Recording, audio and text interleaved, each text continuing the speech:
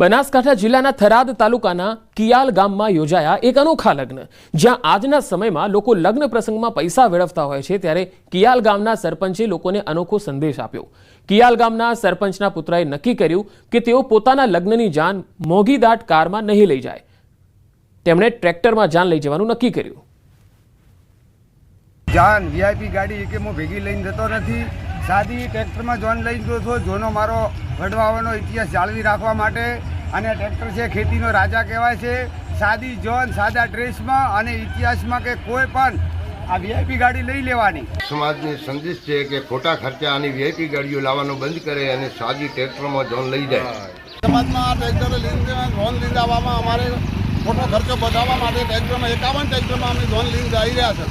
પિતાજી આઝાદી આ લીધેલો છે કોમ, આ અમારે ખોટો ખર્ચો બચાવવા માટે ટ્રેક્ટરમાં જોન લઈને અમે જઈ રહ્યા છે। અત્યારે કિયાલ ગામના સરપંચ ભીખાભાઈના દીકરા એવા અજાભાઈ સરપંચ 25 વર્ષથી સરપંચમાં હોવા છતાં 51 ટ્રેક્ટર સાથે લઈને એમના દીકરાને આજે 51 ટ્રેક્ટર સાથે લઈને ખોટા ખર્ચા ન કરવાના કારણે ગાડીઓ હોવા છતાં ગાડીઓ ઘરે મૂકી અને ટ્રેક્ટર સાથે 51 ટ્રેક્ટર લઈને જાન એમના દીકરાને લઈને જઈ રહ્યા છે। ત્યારે એમને કે અહીંયા જાગૃતિ કરવા માટે 51 ટ્રેક્ટર લઈને જાન સાથે 51 ટ્રેક્ટર લઈને જઈએ।